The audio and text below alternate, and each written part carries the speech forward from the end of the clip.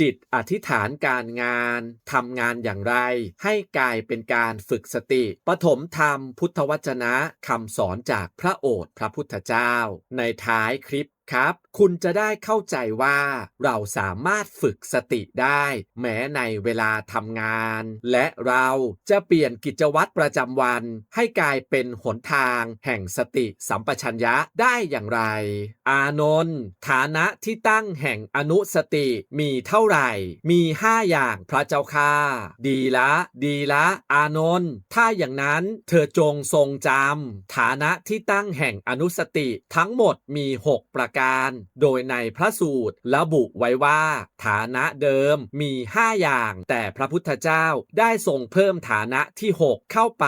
เพื่อให้ครอบคลุมการปฏิบัติเธอจงทรงจำฐานะที่ตั้งแห่งอนุสติที่6นี้ไว้คือภิกษุในกรณีนี้ 1. มีสติก้าวไป 2. มีสติถอยกลับ 3. มีสติยืนอยู่ 4. มีสตินั่งอยู่ 5. มีสติสำเร็จการนอนอยู่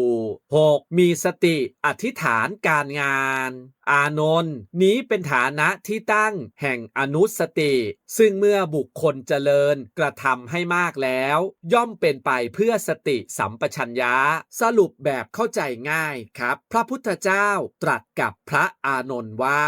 การฝึกสติไม่ได้จำกัดอยู่เฉพาะการนั่งสมาธิเท่านั้นนะครับแต่เราสามารถฝึกได้ตลอดทั้งวันไม่ว่าจะกำลังก้าวเดินถอยกลับยืนนั่งนอนหรือกำลังลงมือทำงานคำว่ามีสติอธิษฐานการงานหมายถึงเมื่อจะทำสิ่งใดก็ให้ตั้งใจ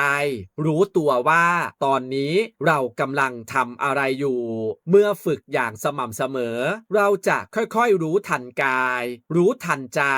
และใช้ชีวิตประจำวันได้อย่างไม่ประมาทมากขึ้นใจความสำคัญครับทุกกิจกรรมในชีวิตประจำวันของเราสามารถเป็นพื้นที่ฝึกสติได้แม้แต่เวลาทำงานอีกหนึ่งพระสูตรครับการตั้งจิตก่อนนอนอานนท์เมื่อภิกษุนั้นจิตน้อมไปเพื่อการนอนเธอก็นอนด้วยการตั้งใจว่า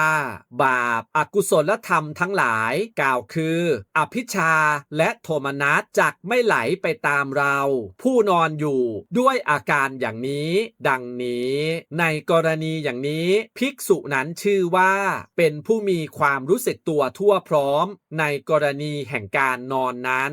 สรุปแบบเข้าใจง่ายครับก่อนนอนให้เราตั้งใจว่า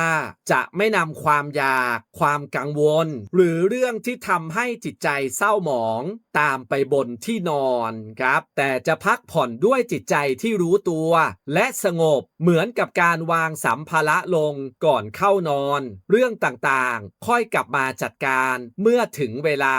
ไม่ต้องแบกไปคิดต่อทั้งคืนครับอย่าลืมกดติดตามช่องสรุปสั้นคำสอนพระพุทธเจ้าโดยผมเอ็กซ์ต้าสวัสดีครับ